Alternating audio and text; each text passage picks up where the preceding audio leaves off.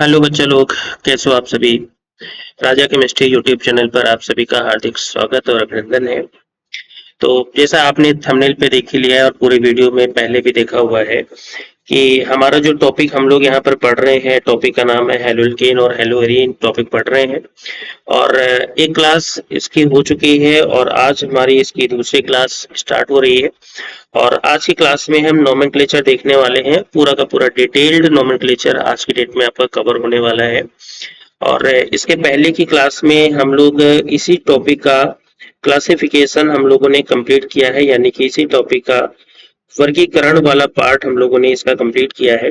ठीक है ना। वर्गीकरण मतलब एनाइलिक हाइलाइट क्या होता है, विनाइलिक हाइलाइट क्या होता है, एरिल हाइलाइट क्या होता है, 1 डिग्री 2 डिग्री 3 डिग्री एंड ऐसे ही बहुत सारी चीजें हम लोगों ने छोटी छोटी बातें करके यहाँ पर कवर किया है। ठीक है। तो आज की डेट में हम नोमेनक्लेचर को एक क्लास में कवर करेंगे, आधे घंटे से 35 मिनट 40 मिनट की क्लास हो सकती है। तो आप इसको ध्यान से देखिएगा और जो क्वेश्चंस एग्जाम्स में आते हैं उसके हिसाब से आप अपनी तैयारी को कंटिन्यू करेंगे। ठीक है। चलिए, तो ये चीज तो पहले वाली जो कल की क्लास है उसी के बारे में लिखा हुआ है और आज हम लोग देखो यहाँ पे स्टार्ट करते हैं नोमेनक्लेचर। ये देखो लिखा हुआ है नाम पद्धति क्या है। तो बेटा आपको एक बात, ये बात पता भी होगी और शायद नहीं पता है तो हम आपको बता दे रहे हैं कि देखो नामकरण पद्धति में हमारे पास बेसिक से दो तरीके होते हैं किसी भी कंपाउंड का नाम लिखने के लिए। एक हमारे पास नाम लिखने का तरीका होता है कॉमन नेम, जिसको हम हिंदी में सामान्य नाम बोलते हैं। और एक हमारे पास मेथड होता है आईयूपीएसी नेम, जिसको हम इंग्लिश या हिंदी में आईयूपीएसी नेम ही देखते हैं।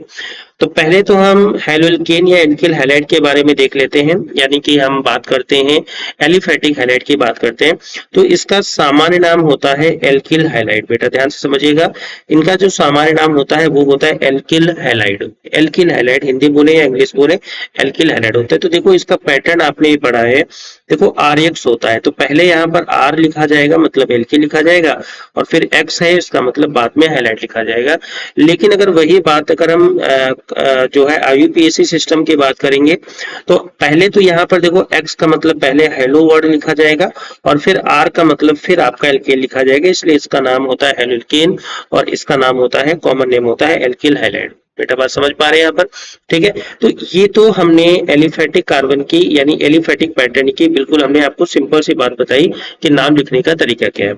अब अगर हम बात करते हैं हेलोएरीन की बात करते हैं, लेकिन हेलोएरीन में वैसे हेलोरीन जिनमें जो मोनोटाइप के होते हैं, कैसे मोनोटाइप के हेलोरीन्स होते हैं यानी कि जिनमें केवल एक हेलोजन एटम होता है, उनका सामान्य नाम और आईयूपीएसी नेम ये दोनों कैसे होते हैं बेटा, ये दोनों समान होते हैं। ठीक है।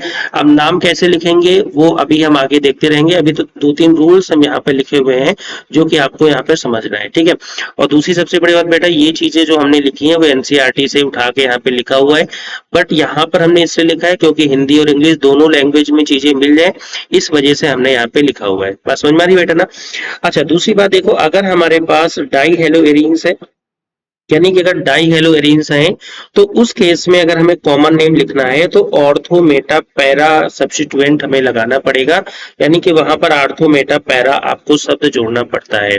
इसका मतलब ये हुआ कि जो आर्थो मेटा पैरा आएगा वो सामान्य नाम में आएगा, वो जनरल नेम में आएगा। और वही बात अगर हम आईयूपीएसी नेम के लिए लिखेंगे डाई हेलो एरीन के लिए तो वहां पे 1,2 1,3 1,4 कहने का मतलब ये हुआ, जहां पर 1,2 आ रहा है इसका मतलब वो ऑर्थो सिचुएशन है, 1,3 है तो इसका मतलब मेटा सिचुएशन है, 1,4 आ रहा है तो इसका मतलब पैरा सिचुएशन है। तो ये अभी हम जब आगे लिखेंगे तो आपको सारी की सारी बातें बताएंगे कि इसमें लिखने का तरीका क्या है। बस आपको ये ध्यान देना है कि ये जो इधर हमने पूरा का पूरा फंडा लिखा हुआ है, ये जो फंडे लिखे हुए हैं ये आपके आईयूपीएसी नाम लिखने के तरीके हैं, और इधर के जो फंडे लिखे हुए हैं ये आपके सामान्य नाम लिखने के तरीके हैं। समझ में आ रही बेटा। ठीक है। अब आते हैं हम एक एक क्वेश्चंस को उठाते हैं, यहाँ पर कई सारे मल्टीपल क्वेश्चंस को उठाते हैं और सारे के सारे क्वेश्चंस में हम आईयूपीएसी नेम लिखने की प्रैक्टिस करते हैं। बहुत सारे क्वेश्चंस यहाँ पे लिखे हुए। और बेटा एक बात हम आपको बता दें, आपके पास रूल्स सिर्फ इतने ही है। ठीक है। एलिफेटिक में डाई कंपाउंड के लिए कुछ अलग से रूल्स होंगे, वो हम अभी आगे डिस्कस करेंगे, लेकिन पहले इतने का ही हम नाम तो देख लेते हैं। ठीक है। देखो पहले लिखा हुआ है CH3 CH2 CH2 Br। अगर इसका नेम बताना है तो देखो बेटा कॉमन नेम लिखना है तो कॉमन नेम में आपको पता है अगर दो कार्बन से ज्यादा नेम आते हैं तो वहां पर एन वर्ड आता है या फिर आइसो वर्ड आता है या फिर नियो वर्ड आता है। ये बात आपको पता है, ये लिखने को बात आती है। क्लियर हो गया ना। अगर हमारे पास तीन कार्बन दो कार्बन से ज्यादा है और देखो यहाँ पर सीधी श्रृंखला की बात हो रही है, ठीक है, तो इसका मतलब यहाँ पर कॉमन नेम में एन वर्ड जरूर लगेगा। कौन सा? एन वर्ड जरूर लगेगा, तो इसका मतलब इसका नाम हो जाएगा एन प्रोपिल, और Br का मतलब होता है ब्रोमाइड। इसका नाम बेटा क्या हो जाएगा? एन प्रोपिल ब्रोमाइड इसका नाम हो जाएगा। क्योंकि आपने पढ़ा है इसका जो कॉमन नेम होता है सबसे पहले एल्किल आता है फिर हैलाइड वर्ड आता है, ठीक है, तो इसीलिए यहाँ पर प्रोपिल पहले आएगा और ब्रोमाइड आपका वर्ड बाद में आएगा, ठीक है। अगर यही बात अगर हम IUPAC में लिखेंगे तो IUPAC के लिए आपको नंबरिंग करनी पड़ेगी। तो नंबरिंग में देखो क्या होता है, नंबरिंग हम उस डायरेक्शन से करते हैं जहां से आपको कोई ग्रुप पहले मिल जाता है, ठीक है, इसको थोड़ा जूम कर लेते हैं। तो ग्रुप पहले मिलता है तो Br आपको देखो पहले मिल रहा है, तो इसका मतलब क्या हुआ, तो ये हो जाएगा 1 और ये इधर हो जाएगा 1 ब्रोमो, ठीक है, तो 1 ब्रोमो और 3 कार्बन है प्रोपेन, तो इसका मतलब हो जाएगा 1 ब्रोमो प्रोपेन बेटा इसका नाम हो जाएगा। क्लियर हो गया? नहीं हो गया? तो ये सिंपल सी बात है, एनसीईआरटी के एग्जांपल है जो हमने आपको उठाए। अब देखो अगला क्वेश्चन आता है कि इसका भी आपको कॉमन नेम बताना है, कॉमन नेम क्या होगा, और फिर इसका आपको बताना है IUPAC नेम क्या होगा। देखो आप एक काम करिएगा, वीडियो को पॉज करिएगा, पहले खुद से आप नाम लिखने का ट्राई करिए, उसके बाद अगर आपको नहीं हो पा रहा है तो आप वीडियो को देखिएगा, एक बार 2 बार 3 बार देखिए, सारी चीजें अपने आप क्लियर हो जाएंगी, ठीक है। और ये चीजें देखो बहुत बेसिक से रूल हमने नहीं बताए हैं यहाँ पर हमने सिर्फ वो बातें पढ़ी हैं जो क्लास 12th में, बाकी इसके जितने भी ज्यादा से ज्यादा मैक्सिमम रूल्स है वो सब आप बेटा क्लास 11th में पढ़ के आए हो, ठीक है, इसलिए वो सारी की सारी बातें यहाँ पे डिस्कस नहीं कर रहे हैं, ठीक है।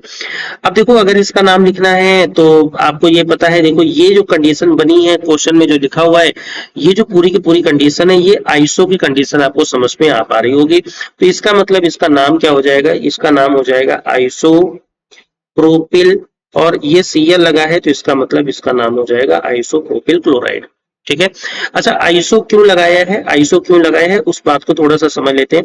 देखो कितनी भी बड़ी चेन हो, अंतिम कार्बन से एक पहले कार्बन पर अगर पूरे ग्रुप लगा मिल जाता है या कोई भी CH3 या कोई भी ग्रुप लगा मिल जाता है तो ये जो पैटर्न होता है इसको हम बोलते हैं आइसो बेटा। क्या बोलते हैं इसको? आइसो बोलते हैं। मतलब कोई भी पूरी से पूरी चेन देखो यहाँ पर हमने बना रखी है, उस कार्बन पे एक अंतिम में कोई कार्बन होगा, उसके पहले किसी कार्बन के साथ अगर CH3 समूह लगा मिल जाए, ठीक है, यहाँ पर मेन कौन से समूह है, यहाँ पर अगर CH3 समूह लगा मिल जाए तो इसका मतलब बेटा ये आइसो क्लियर होता है, आइसो होता है, ठीक है। तो वही बात यहाँ पर है, तो देखो वही बात यहाँ पर है, तो देखो ये सेम कंडीशन पर तो यहाँ पर वर्ड लग जाएगा आइसो समूह लग जाएगा, ठीक है। और अगर इसका कॉमन नेम IUPAC नेम बनाएंगे तो IUPAC नाम बनाने के लिए बेटा आपको क्या करना पड़ेगा, नंबरिंग, नंबरिंग में देखो 1 2 और ये हो जाएगा 3। तो नंबरिंग के रूल आपको पता है, उस डायरेक्शन से करते हैं जहां से कोई फंक्शनल ग्रुप पहले मिल जाता है, और अगर आप इधर से नंबरिंग करेंगे 1 2 और 3 तब भी देखो क्लोरीन आपका दोनों ही कंडीशन पे सेकंड नंबर पर ही आएगा, इसलिए जो है आप केवल एक नंबरिंग को करिए बाकी दूसरी को इग्नोर करिए। तो इसका मतलब पहले यहाँ पर पहले देखो यहाँ पर क्या आता है, पहले हेलो आता है फिर एल्केन आता है, तो इसका मतलब ये हुआ, तो इसका नाम क्या हो जाएगा, देखो हेलोजन यानी क्लोरो कौन से नंबर पर, 2 नंबर पर, तो ये हो जाएगा 2 क्लोरो, और उसके बाद कितने कार्बन है, 3 है, तो इसका मतलब इसका नाम हो जाएगा प्रोपेन, तो नाम हो जाएगा 2 क्लोरो प्रोपेन। हिंदी या इंग्लिश बात एक ही चलती है, कोई दिक्कत वाली बात नहीं है, ठीक है। अब बेटा देखिए थर्ड वाला क्वेश्चन है, इसका भी आपको कॉमन नेम बताना है क्या होगा, और इसका भी आपको IUPAC नेम बताना है क्या होगा। देखो इसका कॉमन नेम क्या है, देखो सेम कहानी, देखो यहाँ पर आइसो कंडीशन बन रही है तो इसका मतलब इसका नाम हो जाएगा आइसोब्यूटिल, क्या नाम होगा, आइसोब्यूटिल। 1 1 2 3 4 कार्बन है तो आइसोब्यूटिल हो जाएगा, और देखो आगे Cl लगा है तो इसका मतलब ये हो जाएगा क्लोराइड वर्ड हो जाएगा, तो ये नाम हो जाएगा आइसोब्यूटिल क्लोराइड। लेकिन अगर यही बात अगर हम IUPAC बनाते हैं तो नंबरिंग करनी पड़ेगी, नंबरिंग होगी 1, ये होगा 2 और ये होगा 3। तो देखो इस कार्बन की नंबरिंग नहीं हुई है तो इसको आपको पहले लिखना पड़ेगा, और क्लोरीन पहले लिखेंगे तो इसका मतलब नाम हो जाएगा 1 क्लोरो, ठीक है, और उसके बाद 2 मेथिल, 1 क्लोरो 2 मेथिल, और उसके बाद 3 कार्बन की नंबरिंग हमने की है तो ये हो जाएगा आपका बेटा प्रोपेन, ठीक है। देखो बहुत सारी बेसिक सी बातें हमने यहाँ पर आपको डिस्कस नहीं की हैं कि क्लोरो ही पहले क्यों आया, मेथिल बाद में क्यों आया, और क्लोरीन बाद में क्यों नहीं आ रहा है। तो बेटा ये देखो यहाँ पर ये नाम लिखा हुआ है ना, पहले हेलो वर्ड आएगा बाद में एल्केन वर्ड आएगा, ठीक है, तो पहले हेलो वर्ड हमने लिखा बाद में देखो एल्केन लगा, और देखो आपके दो जो है यहाँ पर इधर जरा ध्यान से देखेंगे, ये भी आपका प्रीफिक्स है और ये भी प्रीफिक्स है। जब दो प्रीफिक्स आते हैं तो हमारे फंडा क्या होता है, अल्फाबेटिकल ऑर्डर लेते हैं, अल्फाबेटिकल कंडीशन में जो पहले आता है यानी कि सी पहले आ गया तो क्लोरो हमने पहले लिखा, एम बाद में आता है तो मेथिल हमने बाद में लिख लिया। बस ये बेसिक से तरीके हैं जो कि आपको यहाँ पे देखने हैं। अब देखो हमारे पास एक ऑर्गेनिक केमिस्ट्री का नेम है, कॉमन नेम बनाना है। तो देखो कॉमन नेम बनाने के लिए क्या हो जाएगा, कॉमन नेम अभी हमने क्या बताया, देखो यहाँ पर एक फंडा लिखा है कि अगर हमारे पास कोई मोनोहेलो एरीन है उसमें आईयूपीएसी और कॉमन नेम दोनों क्या होंगे, सेम होंगे। तो इसका मतलब ये हुआ कि देखो यहाँ पर एक ही ब्रोमीन लगा है, मतलब ये मोनो कंपाउंड है, तो इसका मतलब इन दोनों के आईयूपीएसी और कॉमन नेम क्या होंगे, सेम होंगे, और दोनों के नाम क्या होंगे, देखो बीआर लगा है तो इसका मतलब होगा ब्रोमो, और उसके बाद बेंजीन वर्ड लगा है तो इसका मतलब ये हो जाएगा ब्रोमो बेंजीन। ठीक है, और इसका आईयूपीएसी नेम भी क्या होगा, आईयूपीएसी नेम भी इसका हो जाएगा ब्रोमो बेंजीन हो जाएगा बेटा। ठीक है, अब इस नाम को देखेंगे तो अब इसमें ध्यान से देखिएगा आइसोनियो भी आएगा, सॉरी आइसोनियो कह रहे हैं, यहाँ पर जरा देखिए कि ये आर्थोमेटा पैरा जो हमने बताया था, आर्थोमेटा पैरा हमने कब बताया था, जब हमारे पास डाई हेलोरीन होते हैं, यानी कि हमारे पास दो हेलोरीन में किसी भी बेंजीन में दो हेलोजन ग्रुप लगे होते हैं तो वो हमारा होता है डाई हेलोरीन। ठीक है, अगर उसमें आयु को कॉमन बनाना है तो आर्थोमेटा पैरा लिखना पड़ेगा, अगर आपको आईयूपीएसी बनाना है तो 1 2 1 3 1 4 लिखना पड़ेगा। तो कैसे लिखेंगे वही बात हम यहाँ पर देख लेते हैं। ठीक है, थोड़ा सा ध्यान से समझिएगा, क्या नाम लिखेंगे जरा देखो, कॉमन नेम लिखना है, कॉमन नेम लिखना है तो देखो यहाँ पर क्या होगा, देखो ये 1 कंडीशन है, ये 2 कंडीशन, ये 3 कंडीशन। देखो ये कंडीशन क्या होती है, ये जो 1 और 3 वाली कहानी आती है इसको बोलते हैं मेटा, क्या बोलते हैं, मेटा। तो ये बेटा नाम हो जाएगा मेटा, इसको बोलेंगे डाई, और उसके बाद क्या होगा ब्रोमो, और उसके बाद हो जाएगा बेंजीन। क्या नाम हो जाएगा बेटा, मेटा डाई ब्रोमो बेंजीन, इसको लिखेंगे। और अगर इसका आईयूपीएसी नेम बनाएंगे तो आईयूपीएसी नेम क्या होगा 1,3, देखो 1,3, उसके बाद हो जाएगा डाई ब्रोमो, और उसके बाद हो जाएगा बेंजीन। ठीक है, 1,3 डाई ब्रोमो बेंजीन इसका नाम हो जाएगा। तो ये आपको समझना है। अच्छा ये मेटा क्यों लगाया, मेटा का मतलब होता है, देखो हम आपको बता ही देते हैं, थोड़ी सी कहानी आपको बता देते हैं। देखो अगर हमारे पास ये बेंजीन है, ठीक है, ये बेंजीन है, और अगर इस बेंजीन में, ठीक है, ये बेंजीन है, इस बेंजीन में सपोज यहाँ पर आपका Cl जुड़ा हुआ है, तो अब इस Cl के साथ में अगर यहाँ पे Cl आ गया तो इसका मतलब ये कंडीशन हो जाती है, यानी कि यहाँ पर ये क्लोरीन हमारा क्या हो जाता है, दोनों आर्थो एक दूसरे के आर्थो में हो जाते हैं। ठीक है, और अगर यहाँ पर अगर सेम कंडीशन पर ध्यान से देखिएगा बेटा, एक मिनट, अगर सेम कंडीशन पर यहाँ पर अगर Cl आ गया तो ये दोनों कंडीशन एक दूसरे की मेटा कंडीशन हो जाती हैं, और अगर ये यहाँ पर Cl आ गया तो ये दोनों कंडीशन एक दूसरे की कौन सी हो जाती है, पैरा कंडीशन हो जाती है। ठीक है, तो पैरा में सिर्फ ये आता है, तो मेटा में इधर भी हो जाए चाहे इधर हो जाए, तो ये मेटा आर्थो में इधर हो चाहे इधर हो तो ये आर्थो हो जाती है। तो ये बेसिक सी कहानी है जो कि आप क्लास 11th में आप पढ़ के आए। ठीक है, तो अब इसका अगर नाम देखें, देखो लास्ट वाले का क्या हो जाएगा, देखो लास्ट वाले में क्या हो, देखो लास्ट वाला आपका कॉमन नेम बनाना है तो देखो सिमेट्रिकल कंडीशन बन रही है, तो ये यहाँ हो जाएगा सिमेट्रिकल, और उसके बाद क्या हो जाएगा ट्राई, और उसके बाद हो जाएगा ब्रोमो, और फिर हो जाएगा बेंजीन। ठीक है, और अगर इसका कॉमन आईयूपीएसी नेम बनाएंगे तो नंबरिंग करेंगे बेटा 1 2 3 4 5, और इधर क्या हो जाएगा 6 हो जाएगा। तो कहाँ पर है, 1 नंबर पर, 3 नंबर पर, और ये 5 नंबर पर। तो इसका नेम क्या हो जाएगा बेटा 1,3,5, ये हो जाएगा ट्राई, और ये हो जाएगा आपका प्रोमो, और फिर आपकी बेंजीन ग्रुप लगा हुआ है तो यहाँ पर बेंजीन हो जाएगा। तो ये इसका क्या हो जाएगा, ये बेटा इसका आईयूपीएसी नेम हो जाएगा। क्लियर हो गया ना, बेसिक से हमने आईयूपीएसी नेम बताया आपको। ठीक है, अब एक बात जरा ध्यान से समझिएगा, अभी और बहुत सारे एग्जांपल्स हम लोग डिस्कस करेंगे, लेकिन अब यहाँ पर कुछ आपको पॉइंट्स और हम आपको बता रहे हैं, वो आपको ध्यान से देखना है। अगर हमारे पास डाई हेलोल्केन है, ऊपर हमने जितने भी क्वेश्चंस पढ़े हैं वो केवल और केवल मोनो हेलोल्केन के पढ़े हैं, केवल मोनो हेलोल्केन के पढ़े। अब हम पढ़ने वाले हैं डाई हेलोल्केन के पढ़े हैं। तो अगर हमारे पास डाई हेलोल्केन है और उसमें same type of halogen atoms हैं, इस बात को ध्यान से समझिएगा। क्या हमने बोला, पहली बात तो डाई हेलोल्केन होना चाहिए और same type of halogen atoms होने चाहिए।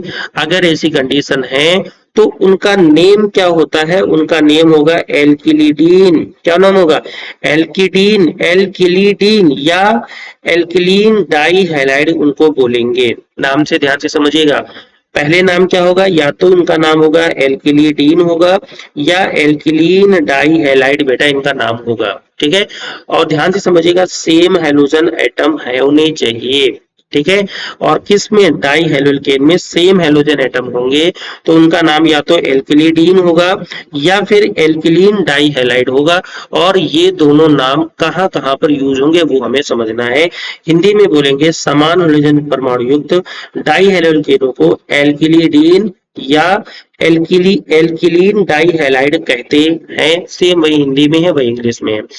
अब अगर एक बात को ध्यान से समझिएगा, अब यहाँ पे लिखा है अगर डाई हेलोजन कंपाउंड में दोनों हेलोजन जो है having both the halogen atoms are further classified as geminal dihalide या इनको जेम डाइहैलाइड बोलेंगे when both halogen atoms are present on the same carbon atom of the chain।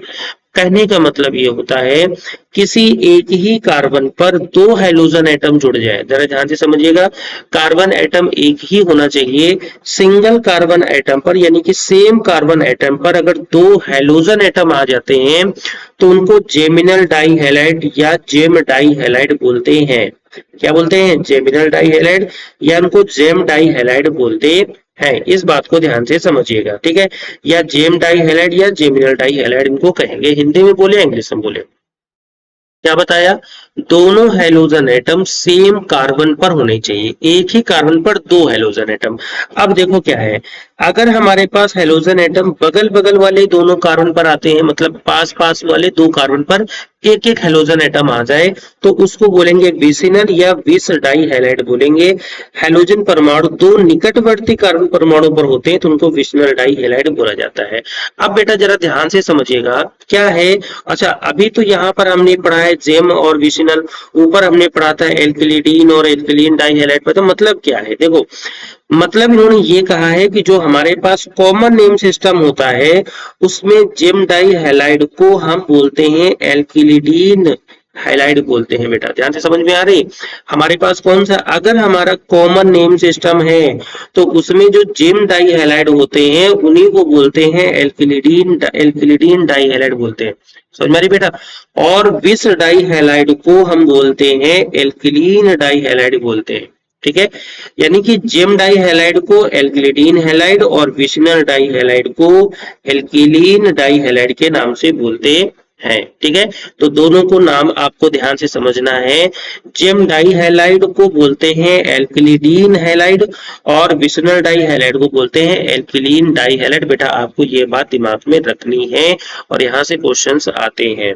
ठीक है, अब देखो बेटा यहाँ पर एक क्वेश्चन जो हम आपको बता रहे थे, देखो एक ही कार्बन से दो हाइड्रोजन जुड़ गए और यहाँ पर देखो फॉर्मूला ये एक पूरा का पूरा फॉर्मूला है। ध्यान से समझिएगा, ये पूरा का पूरा फॉर्मूला है।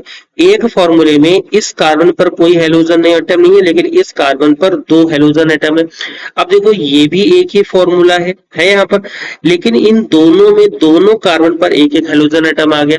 अगर दोनों कार्बन पर एक एक हेलोजन एटम है तब क्या बोलेंगे, और अगर सेम कार्बन पर दो अलग अलग हेलोजन एटम है तब क्या बोलेंगे। इन चीजों को, यही चीजें ऊपर हमने आपको थ्योरी में पूरी की पूरी बताई है। ठीक है, देखो ऐसी कंडीशन में कॉमन नेम जब एक ही कार्बन पर होते हैं दो हेलोजन तो इनको ये हमारे जेम डाई हैलाइड वाले होते हैं। बेटा कौन से होते हैं?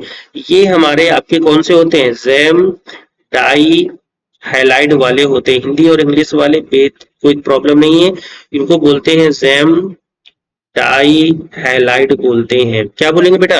जेम डाई हैलाइड बोलते हैं। और जेम डाई हैलाइड का जो कॉमन नेम मतलब नेम आता है वो क्या होता है? एथिलीडीन क्लोराइड। क्या होता है बेटा? ये देखो लिखा है ना, क्या बोलता है? क्या बोलता है? एल्किलिडीन क्लोराइड। और एल्किलिडीन में कितने का एल्किल है? दो, दो कार्बन है तो मतलब एथिल वाला हो गया। तो इसका नाम हो जाएगा क्या? इथिलीडीन, ETHYLIDINE, एथिलीडीन क्लोराइड। क्या नाम हो जाएगा? एथिलीडीन क्लोराइड। समझ में आ रही बेटा? और अगर यही बात अगर हम IUPAC में लिखना है तो IUPAC में नंबरिंग होगी 1,2। मतलब IUPAC का रूल वही होता है जो हमेशा चलता है। तो एक नंबर पे दो कार्बन है तो इसका मतलब 1,1 और इधर हो जाएगा क्या? Die chloro. और उसके बाद क्या हो जाएगा? दो कार्बन है तो इसका मतलब ये हो जाएगा इथेन। बेटा समझ में आ रही बात? ठीक है, 1,1 डाइक्लोरो इथेन। और अगर देखो डिफरेंट डिफरेंट कार्बन पर अगर होते हैं, ठीक है, बेटा अगर डिफरेंट डिफरेंट कार्बन पर होते हैं तो इनको बोलते हैं विसिनल, यानी कि विसिनल डाई हैलाइड बोलते हैं, यानी कि विसिनल डाई हैलाइड इनको बोलते हैं। बेटा क्या बोलते हैं इनको? विसिनल डाई हैलाइड बोलते हैं, या इनको एथिलीडीन डाई हैलाइड बोलते हैं। ये बात हमने देखो यहाँ पे लिखी ना, एल्किलीडीन डाई हैलाइड बोलते हैं इनको, ठीक है। दो कार्बन है तो एथिलीडीन हो जाएगा। अगर इनका आईयूपीएसी नेम देखें तो इसका नाम हो जाएगा वन, इधर हो जाएगा टू, तो 1,2 डाइक्लोरो और इसका नाम हो जाएगा एथेन, ठीक है। बेटा बस इतना ही आईयूपीएसी नॉमेनक्लेचर था जो हमने आपको बताया है। नॉमेनक्लेचर में बस इतना ही है, ठीक है। अब आप कहेंगे कि सर अब आगे क्या है? अब आगे बेटा हमने कुछ क्वेश्चन एनसीईआरटी के एग्जांपल और बहुत सारे डिफरेंट डिफरेंट कैटेगरी के उठाए हैं, एग्जांपल के इंडेक्स क्वेश्चन के क्वेश्चन उठाए, उनको यहाँ पर हम थोड़ा सा सॉल्व कर लेते हैं, फिर कुछ और होमवर्क आपको देंगे और आपको यहाँ से फिर आपको ये देखना है, ठीक है। क्वेश्चन देखो ये कह रहा है, क्वेश्चन कह रहा है कि draw the structures of all the 8 structural isomers, ठीक है। ध्यान से समझिएगा, यहाँ पे पहले ही इन्होंने बोल दिया है कितने स्ट्रक्चरल आइसोमर है? 8 स्ट्रक्चरल आइसोमर है। स्ट्रक्चरल आइसोमर क्या होते हैं अभी हम आपको बता दें। Having the molecular formula C5H11Br, यानी कि एक कंपाउंड है जिसका फॉर्मूला C5H11Br है।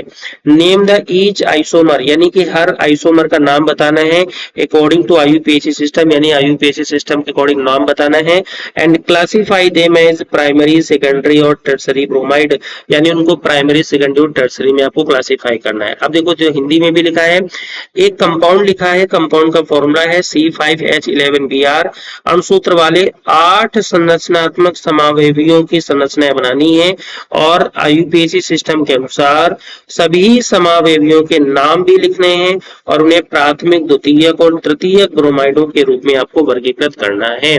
तो कहने का मतलब ये हुआ, आपको यहाँ पर समझना होगा, पहली बात तो ये समझना होगा कि समावेवी क्या होते हैं, आइसोमर क्या होते हैं, ठीक है।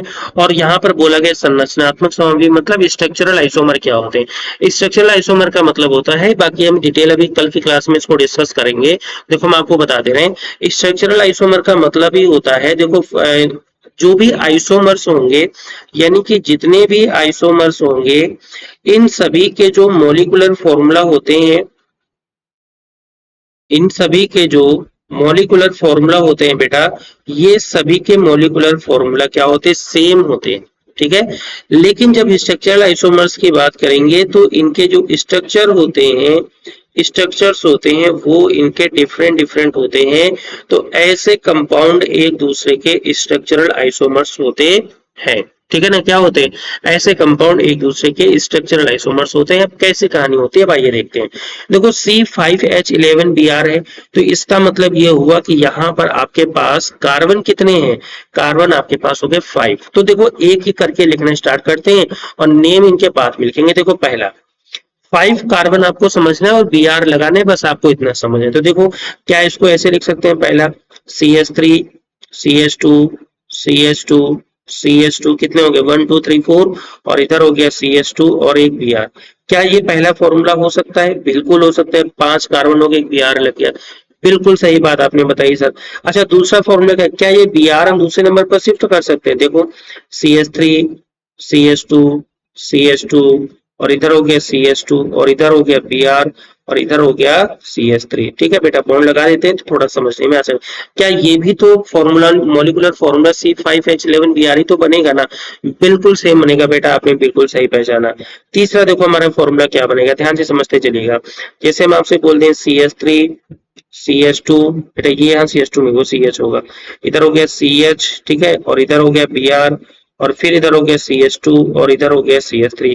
तो बिल्कुल ये भी मॉलिक्यूलर फॉर्मूला आपका बिल्कुल सही है। तो सभी के आप ध्यान से देखेंगे, इन सभी के मॉलिक्यूलर फॉर्मूला आपके यही निकल के आएंगे और आपको यही चीज आपको यहाँ पे समझनी है, ठीक है। अब देखो चौथा फॉर्मूला कौन सा होगा। चौथे फॉर्मूले में आपको ध्यान से देखना है। देखो पहले में Br किनारे लगा दिया, फिर दूसरे नंबर पे लगा दिया, फिर तीसरे नंबर पे लगा दिया यहाँ पर। अब क्या है, क्या चेंज करें कि कंपाउंड में सेम टू सेम कहानी आपको देखने को बार बार मिले। तो इसका मतलब ये हुआ कि देखो एक कार्बन लगाया और इस कार्बन से हमने 2 कार्बन लगा दिए बेटा, ध्यान से समझना। और फिर हमने क्या लगाया, और 2 कार्बन लगा दिए और फिर इधर हो गया CH2 और फिर इधर हो गया CH2 और इधर हो गया Br। क्या ये बताओ ये जो कंपाउंड है क्या ये स्ट्रक्चरल आइसोमर है? देख लो जरा, 1 2 3 4 5 5 कार्बन भी हो रहे हैं, हाइड्रोजन भी काउंट करोगे, ब्रोमीन भी काउंट करोगे तो फॉर्मूला C5H11Br ही आएगा बेटा। ठीक है, अगला देखो पांचवा, अभी तो 4 ही हुए हैं ना, क्वेश्चन में ही बोल दिया है कितने, 8 ही बनने हैं, क्वेश्चन में बोल दिया है 8 फॉर्मूले ही बनने हैं। ठीक है, तो अभी तो 4 ही हुए ना बेटा, पांचवा बनाओ जरा, कैसे बनेगा पांचवा। अब उठा के Br फिर चेंज सेकंड नंबर पे कर दो, तो इधर हो गया पहला CH3, ठीक है, CH3, इधर हो गया बेटा CH, और यहाँ पर हो गया क्या CH3, ठीक है बेटा, और फिर यहाँ पर क्या हुआ, फिर यहाँ पर करेंगे CH, इधर होगा Br, और फिर बेटा इधर क्या हो जाएगा CH3। कहने का मतलब ये हुआ कि जो Br किनारे था वो Br उठाकर हमने सेकंड नंबर पे कर दिया। तो ये हो गए आपके 5 फॉर्मूले। 6 नंबर का फॉर्मूले देखो क्या होगा, जैसे हमने बेटा इधर लगाया C, ठीक है, इधर लग दिया हमने CH3, और फिर हमने इधर लगा दिया CH3, और अब हम इसी कार्बन के साथ बेटा अगर हम Br लगा दें, कोई प्रॉब्लम तो नहीं, यहाँ पर कोई प्रॉब्लम नहीं होगी भैया, बस आपको मॉलिक्यूलर फॉर्मूले सेम रखने हैं, थोड़ी सी इसके बीच में हम जगह बना देते हैं, आपके लिए थोड़ा सा आसान हो जाएगा। ठीक है, अगला देखो 7 नंबर क्या होता है। 7 नंबर ध्यान से देखते चलेगा, और बाद में भी हम देखेंगे कि क्या सभी के मॉलिक्यूलर फॉर्मूले सेम बन रहे हैं। ठीक है, आपको ये देखना है। ठीक है, देखो बेटा क्या ये मॉलिक्यूलर फॉर्मूला सेम है, देखो पहले अभी तक सब में CH3 पहले नहीं दूसरे पे था, यहाँ भी दूसरे पे था, यहाँ भी CH3 बगल वाले में था, अब यहाँ CH3 3 नंबर वाले में है, कोई दिक्कत नहीं भैया। अब देखो एक लास्ट वाला फॉर्मूला और बना, एक कार्बन लगा दो, इधर भी बेटा आप CH3 लगा दो, यहाँ भी आप CH3 लगा दो, यहाँ भी आप CH3 लगा दो, और इधर बेटा आप CH2Br लगा दो। तो कहने का मतलब ये होगा कि आप देखो यहाँ पे भी मॉलिक्यूलर फॉर्मूला बिल्कुल बेटा सेम ही बनेगा।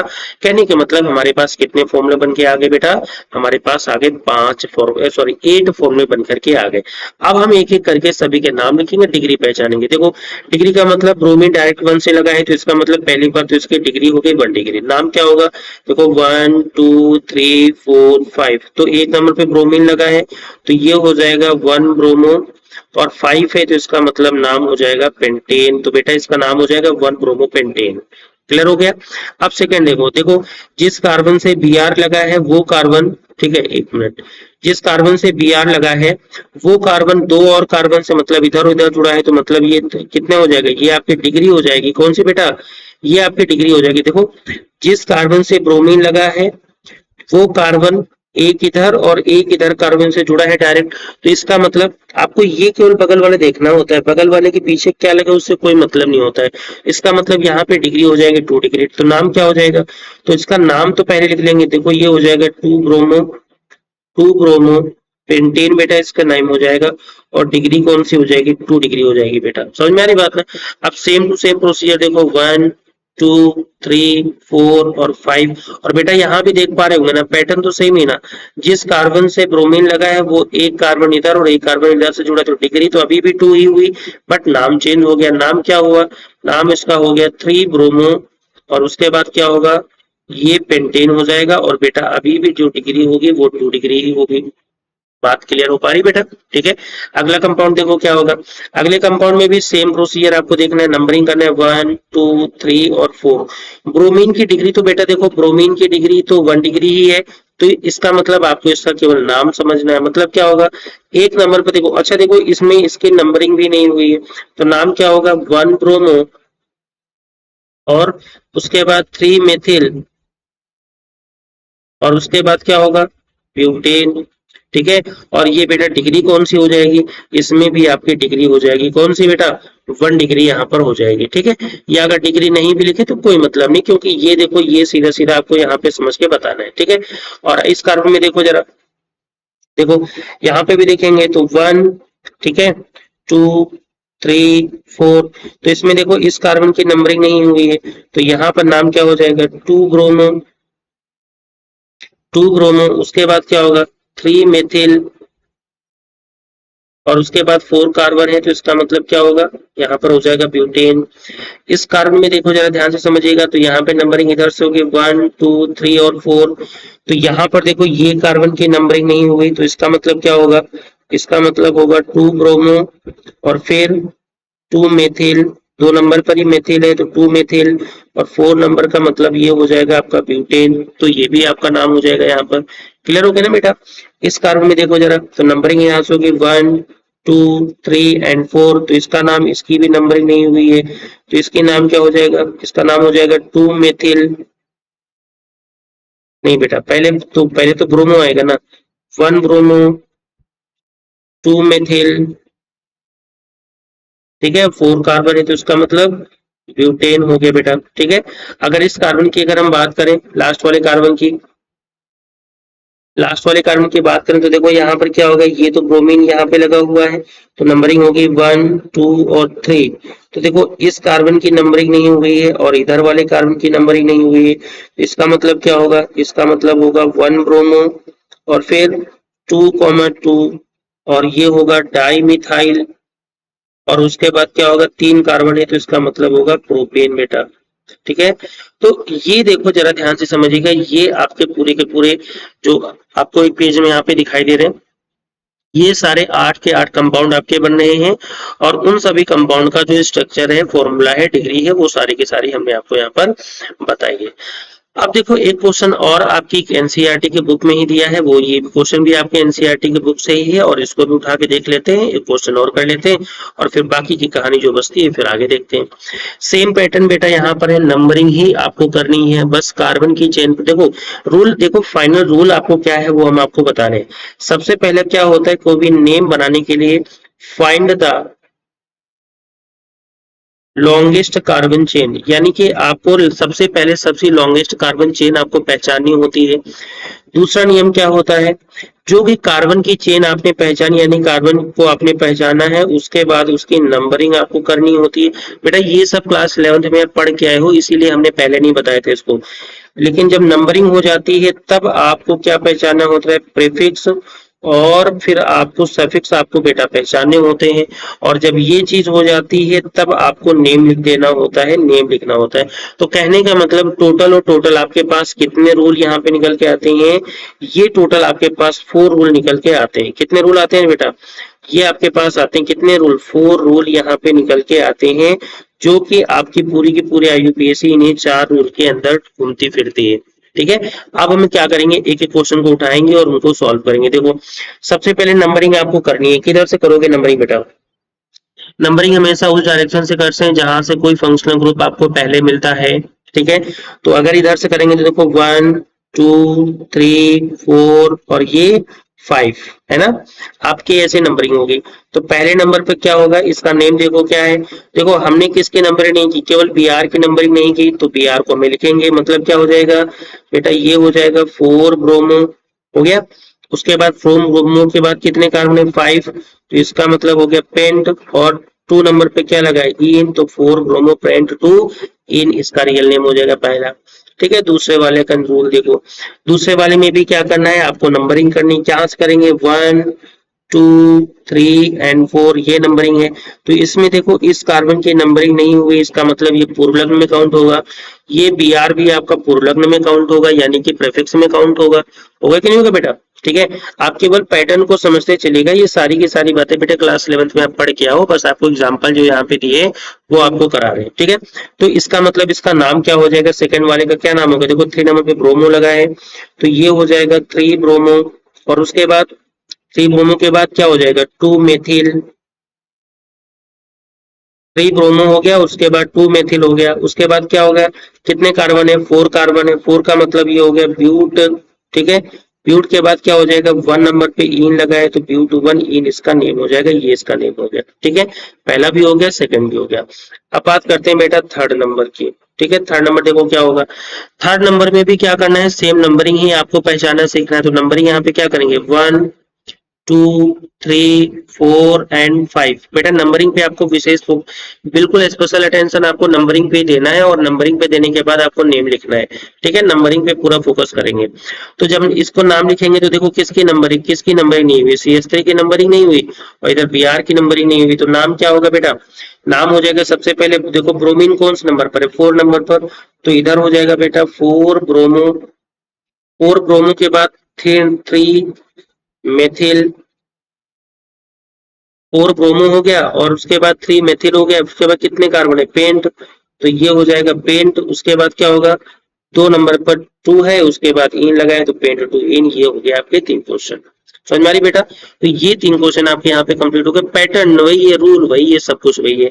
आगे देखते हैं 4th नंबर क्वेश्चन क्या कह रहा है आपका, ध्यान से समझना है आपको। देखो 4th नंबर क्वेश्चन में नंबरिंग कहाँ से करेंगे, तो नंबरिंग यहाँ पे इधर में इस बार इधर से करेंगे 1 2 3 एंड 4 हो जाएगा।